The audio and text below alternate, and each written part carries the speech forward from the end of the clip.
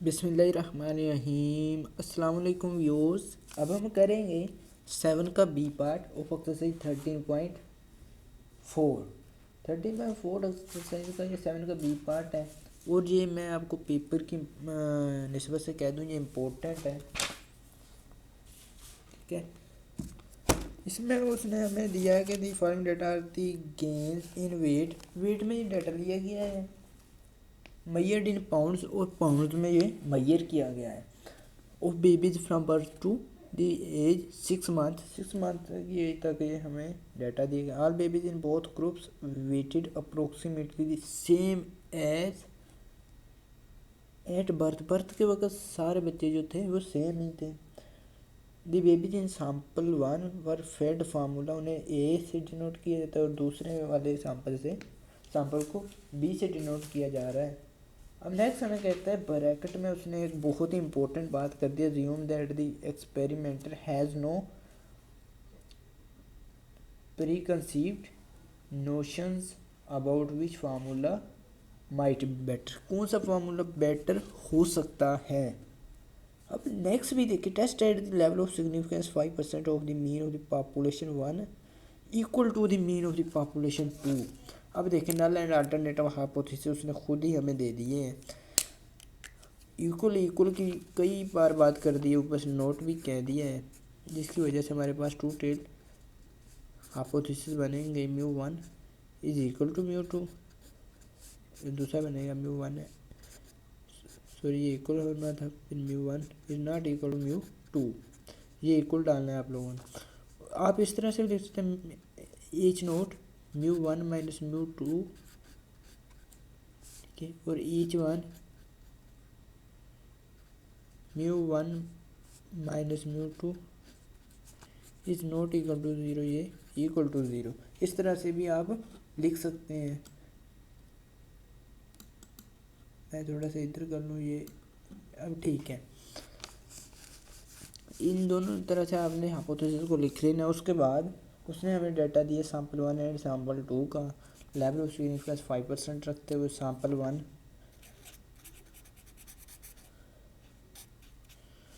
और सैम्पल 2 यहाँ मैं लिख देता हूँ,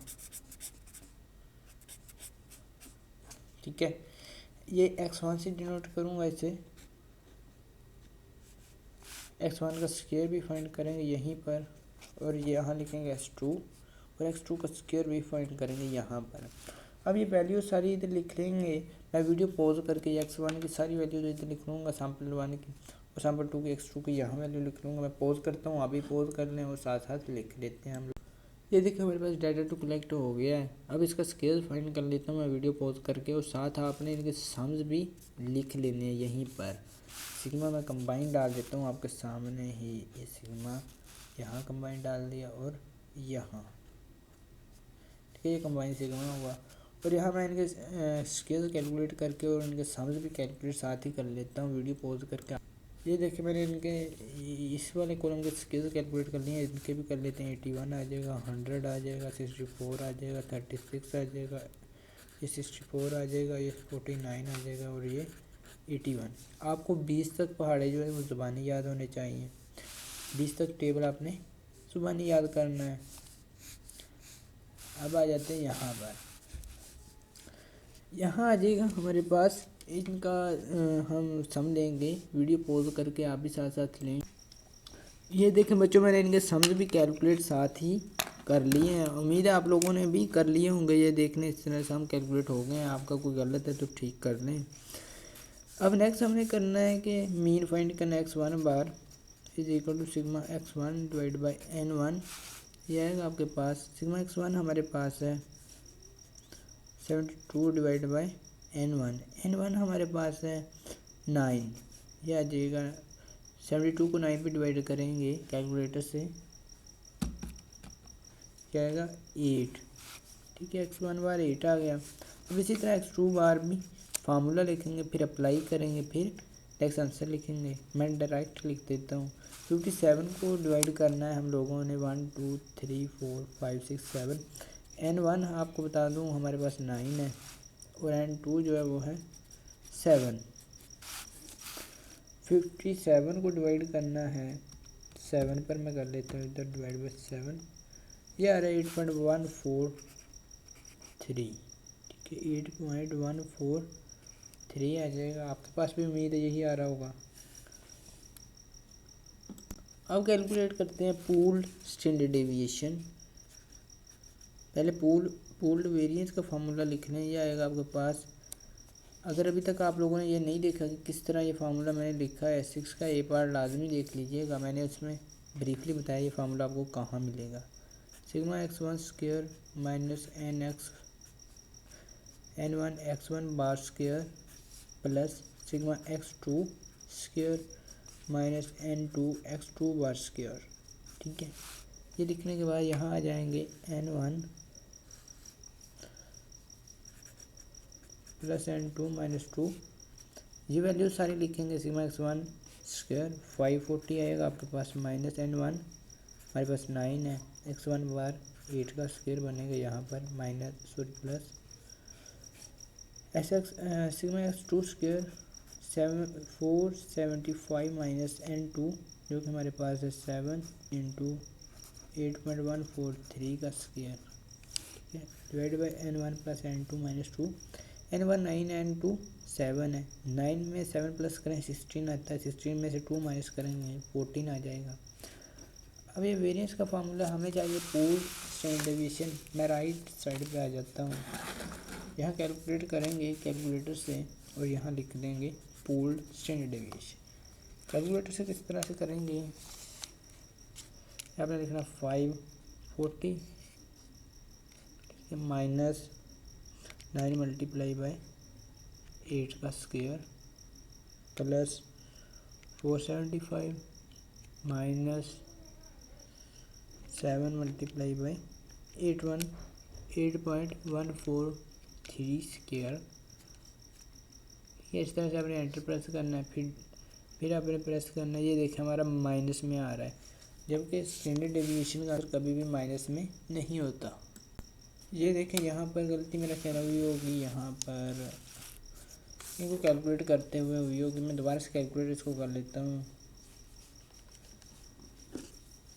जी हाँ, ये देखें यहाँ आ रहा है 66। ठीक है, उम्मीद है आप लोगों का 66 ही होगा और इसका मतलब है ये भी मेरा साथ ही गलत होगा। मैं प्लस कर लेता हूँ 25 plus 49 plus 64 plus 81 plus 36 plus 49 plus 100 plus 64 plus 36। ये आ रहा है 504। ठीक है, इसकी वजह से भी आपका आंसर गलत आ सकता है और यहाँ भी हम अब करेक्ट कर देंगे। x1 बार हमारे पास आएगा 66 को 9 पे डिवाइड करेंगे, ये आ रहा है 7.333। ये आ 7.333 और यहाँ भी आ जाएगा 7.333। आप लोगों ने डाल देना है। मैं क्वेश्चन को सॉल्व करते हुए डाल लूँगा। जाएगा 504। फिर से मैं करने लगा हूँ minus 9 multiply by 7.333 square plus sigma x2 square 475।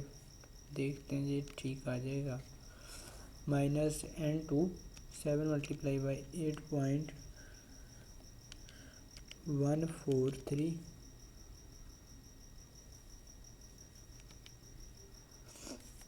अब ये आ गया। नेक्स्ट हम प्रेस करेंगे एंटर, सॉरी इसका स्क्वायर भी प्रेस करना है। प्रेस एंटर करेंगे, ये आएगा और डिवाइड करेंगे 12 पर। 12 पर नहीं करना, 14 पर डिवाइड करना है हमने इसे। ये आ रहा हमारे पास वेरिएंस का पूल्ड वेरिएंस का आंसर है ये हमारे पास। यहाँ पूल्ड स्टैंडर्ड डेविएशन चाहिए तो हम इसका स्क्वायर रूट ले लेंगे, स्क्वायर रूट ऑफ आंसर। ये आ रहा है 1.485। अब यहाँ हमने नेक्स्ट फाइंड करना है लेवल ऑफ सिग्निफिकेंस। देख लें अल्फा इज इक्वल टू, क्योंकि हमें उसने दिया 5%, ये आ जाएगा 100 पे डिवाइड करके 0.05 और हमें चाहिए अल्फा वो 2 एंड -025 आएगा। 1 मैंने से अल्फा वो 2 करेंगे, ये आ जाएगा 0.975। अब आपने टी न्यू हमारे पास आ चुकी है, इसकी वैल्यू हमारे पास है 14। आपने n1 + n2 - 2 फार्मूला लगा देना है, n1 + n2 - 2, और यहाँ आ जाएगा टी न्यू α/2 = टी न्यू हमारे पास 14 है, α/2 0.025 है। इसी तरह दूसरा हमारे पास है T new 1 - α/2 = T new 14 semicolon 0.975। अब आ जाएंगे यहाँ पर, आपने टेबल देखना है, टी टेस्ट स्टैटिस्टिक का टेबल, उसकी क्रिटिकल वैल्यू फाइंड करनी है, और 14 की रो में देखना है 0.97 के कॉलम में। जी मैं यहाँ आ गया हूँ 14 की रो में, ये आ रहा है 2.145।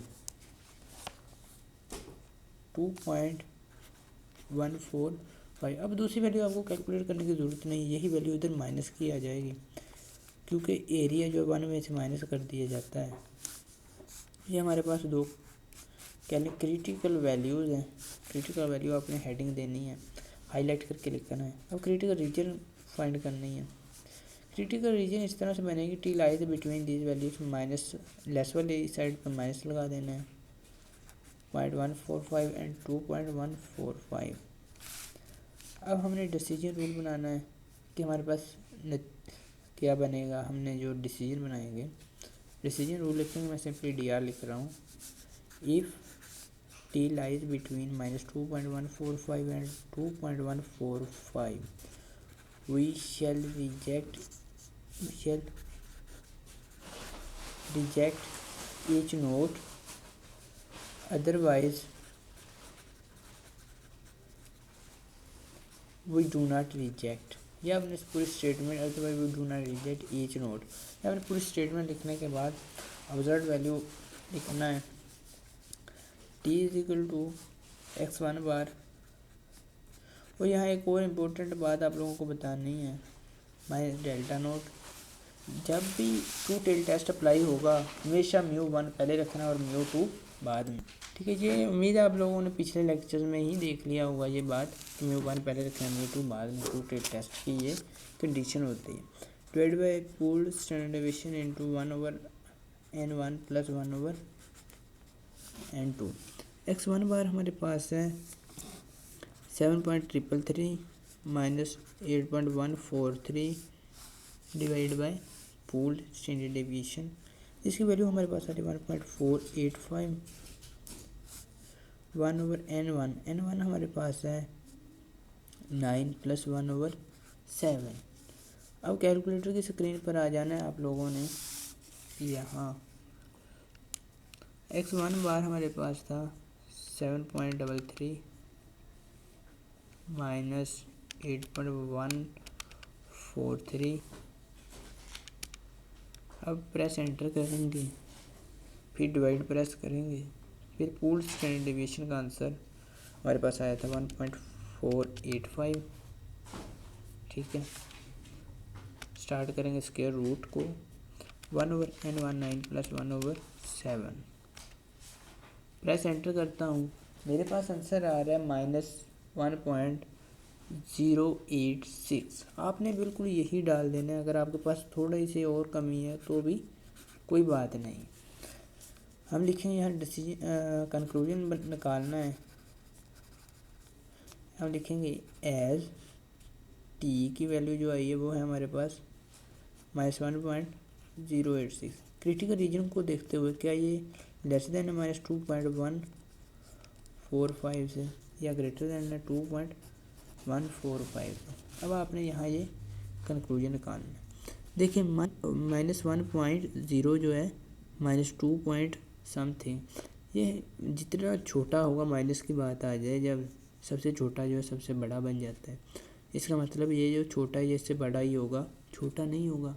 और माइनस वाला कभी भी प्लस वाले से बड़ा नहीं होता। हम साथ नीचे लाइन में लिखेंगे t = -1.086 which is greater than -2.145 and less than 2.145 और साथ यहाँ लिखेंगे so we do not reject H naught, we do not reject H naught against H one. ये आपने पूरी स्टेटमेंट लिखनी, इसी के साथ आपका क्वेश्चन होता है कंप्लीट। वीडियो कैसी लगी कमेंट सेक्शन में बताइएगा। मिलेगा नेक्स्ट वीडियो में एक नए लेक्चर के साथ, तब तक के लिए अपने होस्ट टेक्निकल प्रोफेसर को दीजिए इजाज़त। अल्लाह ने के बाद।